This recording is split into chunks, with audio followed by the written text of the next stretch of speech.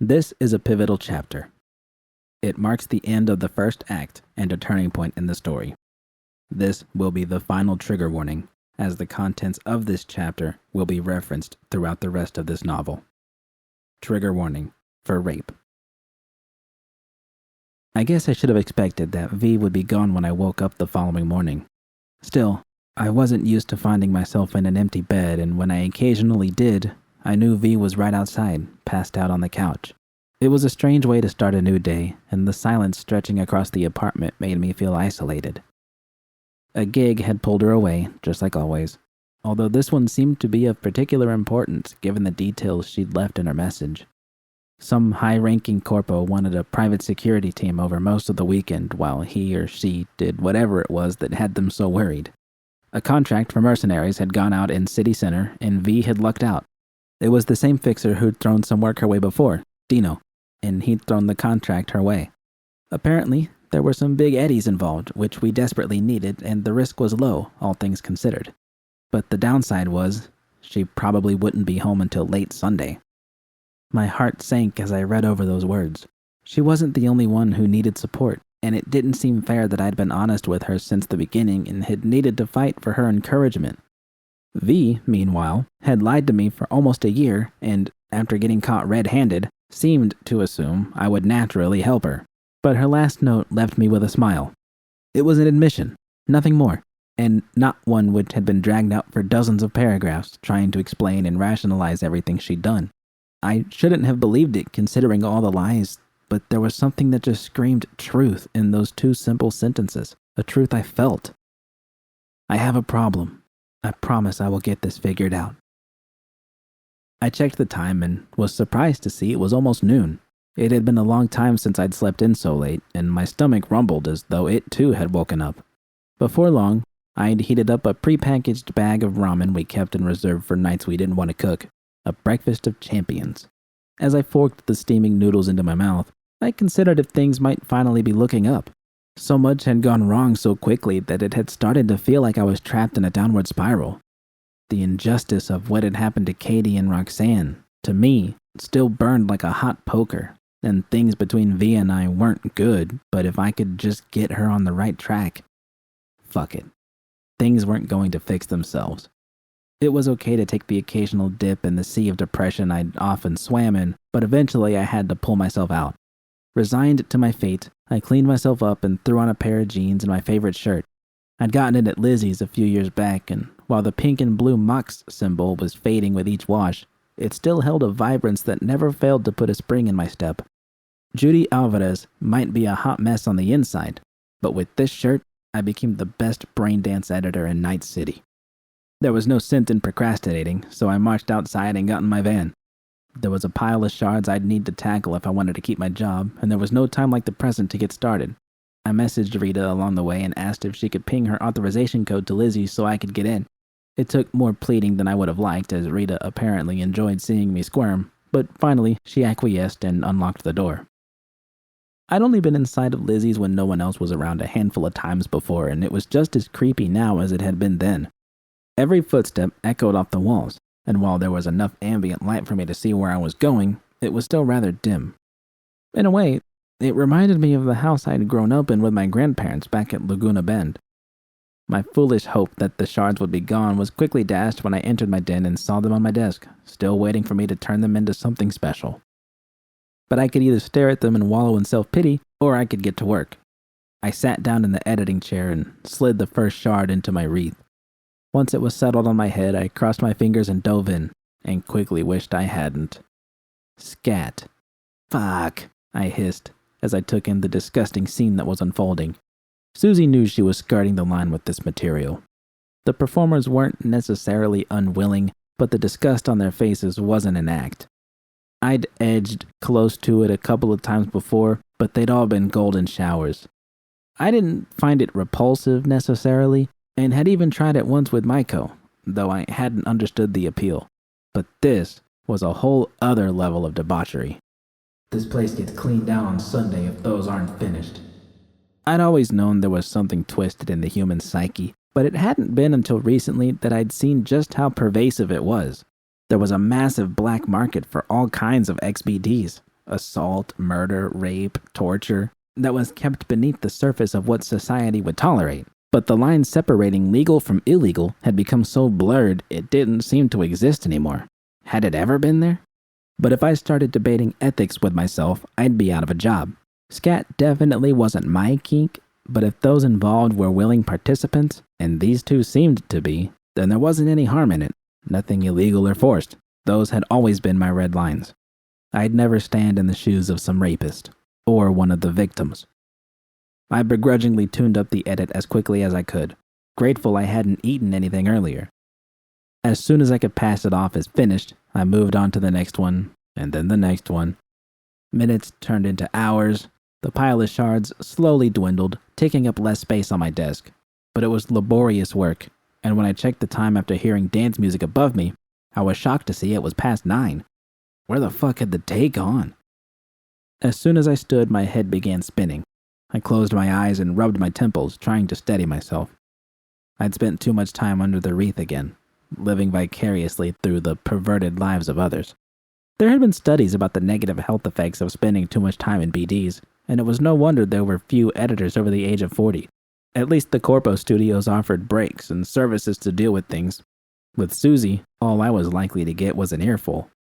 I looked back at my desk. There were only 2 more virtues to go. It was impressive work, and I couldn't remember a time when I'd ripped through so many edits in a single sitting, but the growing pressure in my bladder told me I should have taken a break much earlier. I decided to venture upstairs, not just so I could use the bathroom, but to grab something to eat and possibly to drink as well. I'd earned a small reward. It was a busy Saturday night as I snaked through the crowd toward the bar. Mateo quickly caught sight of me as he always seemed to do and smiled. "Hey, Judy, what can I get you this evening?" "Mateo, can you hit me up with some of the cream nachos again? And mix me up a vodka tonic while you're at it." "You got it." With hungry eyes, I watched Mateo mix my drink. I knew it wasn't a good sign for my mouth to begin watering as ice was dropped into the glass, but I wasn't drinking straight from my bottle downstairs. Just like everyone around me, I was simply enjoying a casual drink at the bar. I was in control. Mateo quickly returned and slid the glass across the bar to me. "Nachos will be up in a few." I nodded and sipped my drink, pausing when I realized he was still looking at me. "What?" "Just thought you should know there was a guy here earlier asking if that van of yours was for sale." My brow narrowed. "My van?" "Yeah, he already seemed to know it belonged to you. Kept talking about the stickers you plastered all over it and how it had to belong to the BD tech who worked here. I normally wouldn't have told him a thing. You know me better than that, but..." The hairs on the back of my neck stood. What had Mateo told him? "But what? Spit it out." Mateo seemed uneasy as he leaned forward and lowered his voice. "I know you're not in good straits at the moment, Eddie's and all that. So I said if I knew the owner, I would let him know. And he seemed fine with that." I relaxed and let out a long sigh of relief. Knowing that Mateo hadn't blabbered my name out loud to some drunkard asking around about me, my thoughts turned to what he told me. Sell my van? The thing was a piece of shit that always seemed to have something wrong with it. Did he say why he wanted it? Mateo shook his head. All he told me was he didn't have a lot of Eddies and couldn't afford anything new. That, and he liked the color, apparently. The color? I guess that wasn't so unusual since it was the very same reason I'd picked it out in the first place. Mateo was right. I needed the Eddies. If I did sell it, I'd just put a new transmission in. It would go a long way toward getting us back on solid footing. And if V's gig went well, then we might be able to plan our long-delayed escape from Night City. She would need to taxi me around for a while, and figuring out the logistics would be an enormous pain in the ass, but it was definitely something to think about. Thanks for letting me know. I'll think it over. If he swings by again, can you message me? Will do. Mateo started to turn towards a woman flagging him down for a drink when I raised my voice. And Mateo? Yeah. Thanks for looking out for me, I said with a warm smile. It's good to have a chum like you. The woman began slapping her palm against the bar to get his attention. Mateo flashed me a quick smile and hurried towards her. Just as they'd done before, the mixture of nachos and an ice-cold drink helped to soothe my nerves. I was tempted to say fuck it and leave the last couple of scrolls for tomorrow and call Susie's bluff. The bitch wasn't even on the premises, so it wasn't like she'd know if they were done tonight or not. But that would be a step in the wrong direction, and I was finally starting to turn things around. It didn't matter who was to blame for our problems since we were the only ones who could fix them. V was already doing her part by putting herself in harm's way to scrounge up more Eddies. She was also trying to find a way out of her addiction. It had to be grueling trying to balance it all, and I owed her the same devotion. And grueling it was. I didn't know if it was just my luck or if Susie had intentionally saved the worst for last, but by the time I reached the last scroll, I felt beat to shit. It was a raw BD of a wild orgy, and editing it had proved to be an enormous challenge. Besides the frantic action that left me with nothing to focus a viewer's attention on, the scroller had broken out a lace inhaler toward the end. Thank fuck he didn't take a hit. There were some things I'd rather not experience again, even if only in a brain dance. But I was done. My eyelids felt like weights were pinned to them and my neck ached, but I'd done it, after everything I'd been through. It was nice to feel a little pride in myself again. Lizzie's was nearly abandoned by the time I stepped out into the cool night air. Rita stood stoically by the door and kept a watchful eye on me as I walked across the lot and made my way back to the garage. I couldn't help but look toward the vast skyscrapers surrounding me. It was during these brief moments that I could make out a glimmer of the beauty I'd seen long ago with younger eyes that were far more innocent than the ones looking upon it now. I caught sight of my van and yawned. Even though Mateo had mentioned the potential buyer didn't have much, it still wouldn't hurt to see what they had to offer. With a new transmission, I might be able to get... A sudden sharp ringing in my ears made me yelp in pain and collapse to my knees. It was far too loud to be tinnitus, louder than any alarm I'd heard before. I clasped my hands over the side of my head, desperately trying to muffle the high-pitched shriek, but it kept growing in intensity. When it became deafening and I thought my skull was about to split open, I screamed in panic. My eyes widened in horror when I couldn't hear my own voice. Then, in an instant, everything stopped. Something popped inside of my brain and I was plunged into blackness. I was vaguely aware of the passage of time. Occasionally I'd glimpse something such as a white van or hear a voice nearby. But every time I stood upon the cusp of consciousness, I'd fall back into the darkness. It felt like I was dreaming, but couldn't wake up. Was I moving? And was someone laughing? Finally, I felt something I could focus on. A faint wave of nausea washing over the pit of my stomach. It didn't feel right, which meant my sense of touch was returning. I remembered falling down, but I couldn't understand how I'd found myself in a sitting position.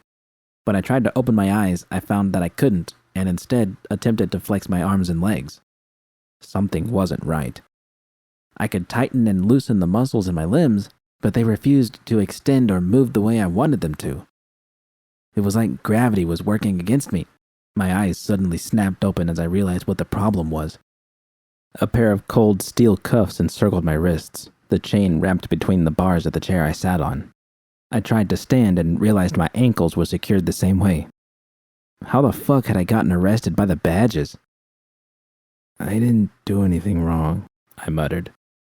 I searched through my memories, trying to find some clue of what had led me to this. The last thing I remembered was walking through the parking garage when something... Laughing? Despite the blurriness that clung to the edges of my vision, I looked around and studied my surroundings. I was in a large room, possibly a warehouse or factory judging from the tall ceiling and cement floor. There was a hint of salt in the air that I could taste in the back of my tongue. A long row of windows ran along the length of the second floor, and I noticed a nearby building with a glowing logo I couldn't quite make out. It was dark except for the ambient light peeking through the windows. My breathing hastened as I searched for anything or anyone I could recognize. Where was I? Where the fuck was everyone? How did I end up here? It's her, all right, a deep voice announced. Turn that light on. I hissed as a sudden blast of light blinded me, causing my pupils to violently contract. A bright swirl of color remained behind my eyelids even after I squinted my eyes shut. More laughter. When the after image faded, I peeked my eyes open and allowed them to adjust to the light. Well, look who's awake. I tried to see who was speaking, but couldn't make out anything except for the bright light in front of me. There was a smattering of chuckles, and I realized that whoever had spoken wasn't alone. With a deep breath, I squinted and forced myself to peer through the darkness. I spotted several silhouettes, 8 of them, clustered around me. Who are you? Am I at the PD? More laughter echoed off the walls. Oh, don't worry about who we are. We are much more interested in getting to know you, sweetie. The nauseating realization these men weren't badges settled in. My eyes darted between them, trying to figure out who the fuck they were. Maybe they were claws and this was more retribution for the studio? But they weren't wearing suits that the gangers usually adorned themselves in, and instead they were dressed in casual street clothes. Where am I? My heart was racing. Why the fuck were they laughing every time I spoke? You're right where you belong. With us. Go ahead. Something suddenly pressed into my neural port before I could flinch away. My cyberware recognized the insertion of a shard, but my operating system and firewalls were all offline, preventing me from knowing what it was. This had to be a nightmare. What the fuck did you just put in me? Don't worry. It's just a little something for our own personal use. Nothing at all like that nasty hack we hit you with earlier. You never even knew we were there, did you?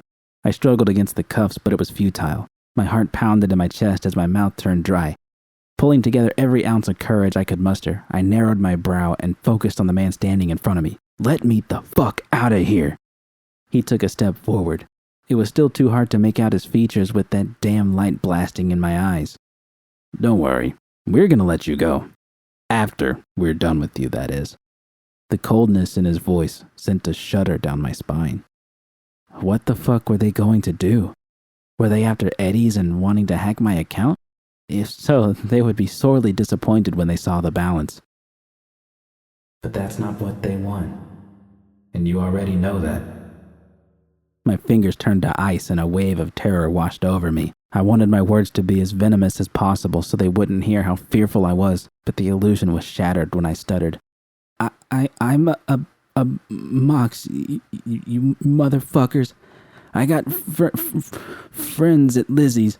Yeah, we know you're a Mox, he replied jovially. It's kinda hard to miss the tats on that smooth skin of yours. A rough finger that didn't belong to him dragged across my bare arm. I tried to jerk away again, but the cuffs remained unforgiving, and the way they were secured to the chair prevented me from escaping. This was unfolding too quickly, just like the attack at the studio, and I needed to think of something or this wouldn't end well. Wherever I was, they clearly weren't worried about getting caught, so screaming in the hope a passerby might hear me wouldn't do any good. Maybe if I could figure out where my hollow was. I looked around for my jacket and spotted it on the floor against the wall, but with my arms and legs restrained and all 8 of them watching my every move, it might as well have been on the other side of the city. You know, it's a real turn on watching you and seeing you start to panic like this. Bet it is for you as well. This is everything that we hoped for. It's just starting to hit you now, isn't it? What's about to happen to you? No. A cold sweat broke out across my skin, and my chin began trembling as I desperately searched for some escape. This wasn't happening. This couldn't be happening. Not to me. I asked you a fucking question. It's just starting to hit you now, isn't it? His voice had quickly morphed from something almost friendly in tone to one laced with malice. I forced myself to look at him, afraid of what would happen if I didn't answer. What is? My voice creaked from my throat. I already knew the answer. He stepped forward, putting himself between me and the light and finally revealing his face. I gasped when I realized it was the creep from Lizzie's, the same one who'd leered at me that night V and I had fucked in the bathroom. Oh God. Had he been thinking about this when I spotted him? A sickening smile spread across his lips, revealing an even row of white teeth underneath. That for the rest of the night, you're gonna get to be our own private slut. That you're gonna suck all of our cocks before we fuck you silly and have you begging for more. That you're now my bitch. I shook my head and swallowed. No. It was all I could say as my heart leapt into my throat. I'd always known the odds were against me in Night City. Not a single night went by where dozens, if not more, didn't meet the same fate staring back at me now. But it was something that always happened to others, like Evie. This wasn't supposed to happen to me. I was supposed to get out of this city unscathed. His hand drifted lower and rubbed the growing bulge in his pants. Yes, every single one of us is gonna be inside every single one of your holes before we're done with you.